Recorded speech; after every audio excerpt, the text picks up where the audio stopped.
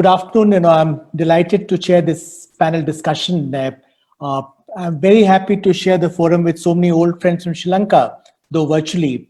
Let me also welcome distinguished speakers from India and Sri Lanka. We have a very formidable panel for this afternoon. Friends, I have been listening very carefully to the dialogue in the inaugural session of the webinar, which was very rich in content. A number of good ideas came up. As Ambassador Raghavan rightly pointed out, we had frank, substantive, and meaningful contributions and suggestions, especially from Admiral Columbage and Ambassador Bernard Gunatilke, two old friends of mine. And the ideas they have come up with need to be explored and discussed in much greater detail. We may not have time for that today, but this is a conversation must continue with. But there is one more thing which occurred to me while listening to the conversation earlier this afternoon. One could discern a high measure of satisfaction with the current positive trends in India-Sri Lanka relations. There is, as you know, close understanding at the highest political level on both sides. As Bernard mentioned, there have been successful state visits by President Gotabaya Rajpaksha and Prime Minister Mahinda Rajpaksha to India in November 2019, February 2020, respectively. We had a most productive virtual bilateral summit between the two prime ministers on 26th September, which was the first of its kind held by the two leaders. There have been frequent telephonic conversations between leaders. These and contacts have given clear political direction and vision for the future of the relationship. I believe, though the references were made to trust deficit, I would suggest that there is today an enhanced level of comfort and trust on both sides.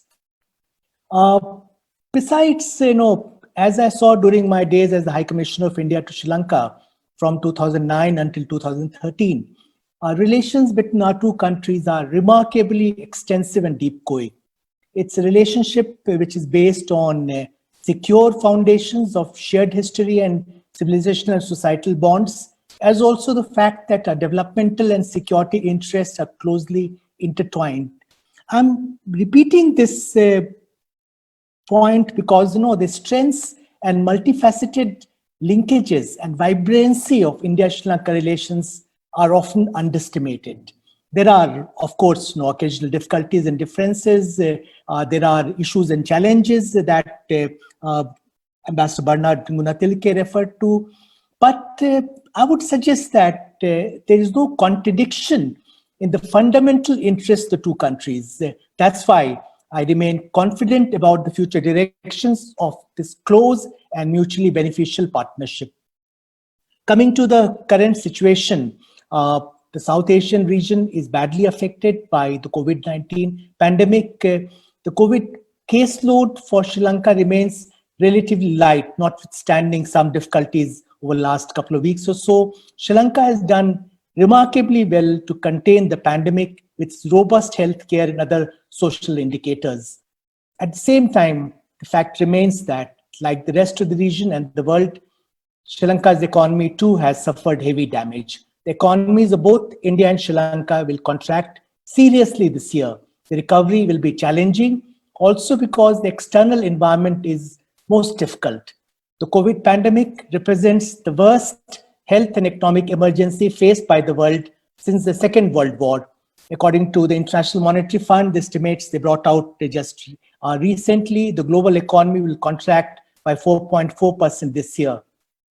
There is a retreat from globalization and escalation of strategic rivalries. It's also a period of geopolitical churn and international disorder, as Admiral Columbage, Ambassador Raghavan, and Ambassador Gunatilke brought out in their remarks.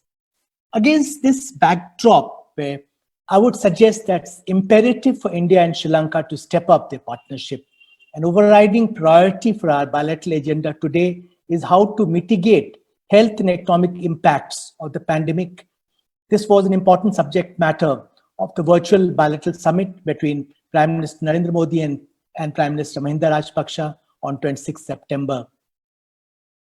I recall from my days in Sri Lanka that our two countries could collaborate effectively to deal with the challenges of relief, rehabilitation, and reconstruction in Sri Lanka after the end of the civil war. Both know Admiral Columbage and Ambassador Gunatilke referred to a few things India did at that time.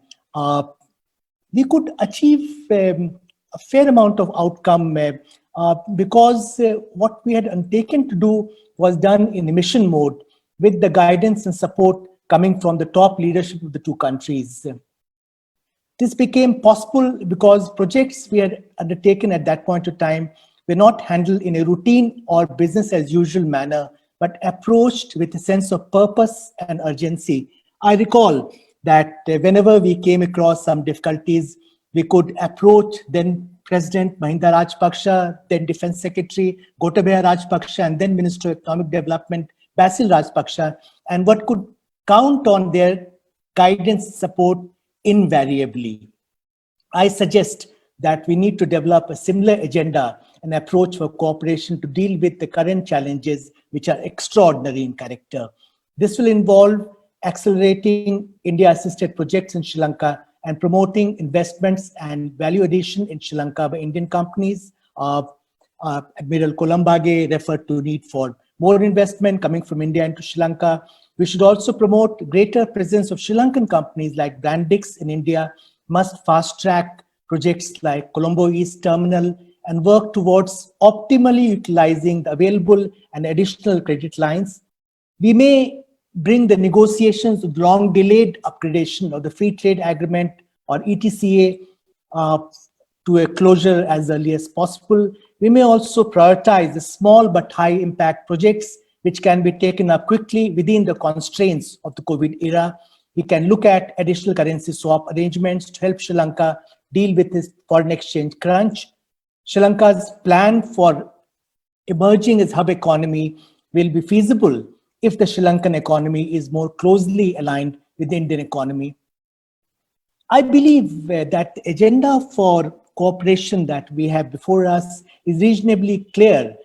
We have perhaps not been sufficiently ambitious in tapping the huge synergies that exist between the economies of India and Sri Lanka, and in developing the connectivity agenda and in forging supply chain linkages. The COVID challenge should be utilized as a trigger forging a new agenda for India-Sri Lanka partnership.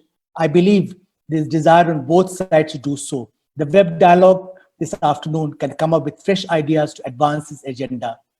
In the defense and security domain, there is already extensive cooperation which can be further developed. India and Sri Lanka can discuss and align their respective approaches on the construct of free and open Indo-Pacific. There are, of course, a host of sensitive issues and challenges in the relationship, as Ambassador Gunatilke very rightly pointed out.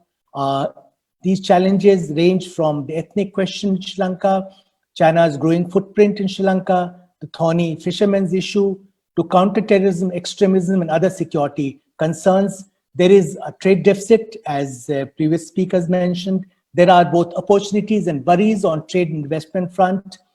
Ambassador Bernard Gunatilke referred to historical baggage that we carry. These are issues with differing perspectives, and it will require dexterity on both sides to navigate them. I believe these challenges can best be addressed through a friendly dialogue and with a clear understanding of each other's interests, expectations, concerns, and red lines. Sri Lanka's India First approach provides a reassuring framework for dealing with the outstanding issues. Admiral Columbage reiterated that Sri Lanka will not be a strategic and security concern to India and will always be mindful of India's security and strategic interests. That's a very important message which has come repeatedly from President Rajapaksa and senior Sri Lankan leaders, which is greatly appreciated in India. It's also important to ensure Indian side that any anxieties on part of Sri Lanka are addressed meaningfully.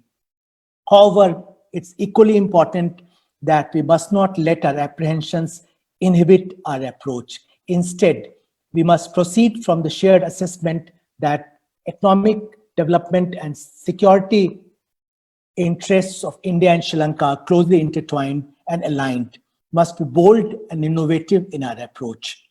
I was reminded of that, of very powerfully my own tenure there, especially 2012, the visit of the Kapilvastu relics, which were welcomed in Sri Lanka by then President Mahinda Rajapaksa. The relics came as a state visit to Sri Lanka, and a very large segment of Sri Lankan population turned up to pay their homage, to worship the relics. And that, illustrated what kind of unique relations we have between India and Sri Lanka. High Commissioner made a number of very important points with regard to greater connectivity, trade and investment links, Sri Lanka's place as a shipping hub, and role India can play, new initiatives which are being taken in various areas, including developmental partnership, where we have a very impressive track record of implementing projects that we undertake in Sri Lanka, and especially the point High Commissioner made that when it comes to India's developmental partnership, Government of India is always governed by developmental priorities of partner countries, and it doesn't bring its own hidden agenda in that equation. I think that's very important, and that also explains why our projects and initiatives in Sri Lanka have borne fruit. And sometimes when there are initial reservations, those doubts are found to be baseless as projects are actually implemented and the benefits are seen on the ground. Thank you very much, High Commissioner, for that very appropriate, befitting, thoughtful remarks made by you as the valedictory address to this very important web seminar that we had this afternoon. And I especially appreciate that you took the trouble to attend the concluding session and responded in some detail to various points which were made by speakers during the panel discussion. Thank you once again.